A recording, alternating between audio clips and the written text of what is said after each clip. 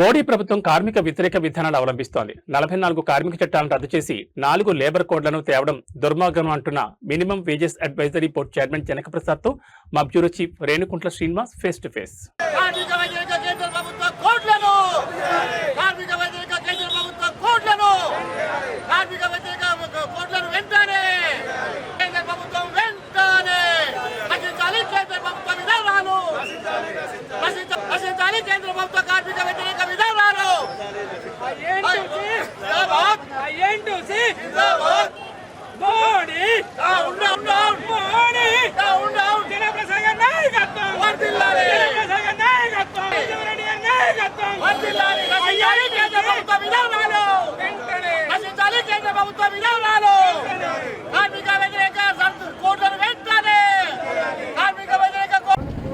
కేంద్ర ప్రభుత్వం తీసుకొస్తున్న 4 లేబర్ కోడ్ రద్దు చేయాలని డిమాండ్ చేస్తూ ఐక్య కార్మిక సంఘాల ఆధ్వర్యంలో కూడా ఆందోళన చేసిన పరిస్థితి అవుతుంది. ఒకరోజు నియోజక సమయం కూడా కొనసాగుతున్న పరిస్థితి. ప్రస్తుతం మనం శ్రీరాంపూర్లో ఉన్నాము. శ్రీరాంపూర్లో ఐఎన్టీసీ నాయకులు సార్ చెప్పండి, ఈ 4 లేబర్ కోడ్ ఎలా చూస్తారు, మీరు ఎలాంటి ఉద్యమాలు చేయబోతున్నారు? భారతదేశంలో మోడీ ప్రభుత్వం వచ్చినాక ప్రజా వ్యతిరేక, కార్మిక వ్యతిరేక, రైతు వ్యతిరేక చట్టాలు తీసుకొస్తాడు. వాళ్ళ ఆర్ఎస్ఎస్ భావాచారంతో నడుతున్నటువంటి ప్రభుత్వం ఈ దేశ ప్రజల కంటే కూడా ఆయనకి అమెరికా సామ్రాజ్యవాదానికి ఊడిగం చేస్తున్నట్టు ప్రభుత్వం. గతంలో 72% ఉన్నటువంటి రైతులకు వ్యతిరేకంగా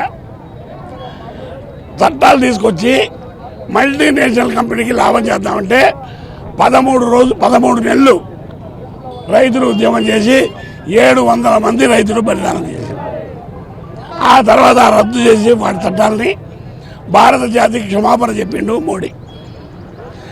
ఈరోజు 100 సంవత్సరాల నుంచి ఉద్యమాలు చేసి కార్మికులు సంపాదించుకున్నటువంటి చట్టాలని 4 కోడ్లుగా చేసి అదానీలకి, అంబానీలకి, మల్టీనేషనల్ కంపెనీలకి తక్కువ రేటు కార్మికులను ఇచ్చి ఎక్కువ లాభాలు సంపాదించుకునేట్లు చేసే విధంగా కార్మిక చట్టాలని మార్చింది.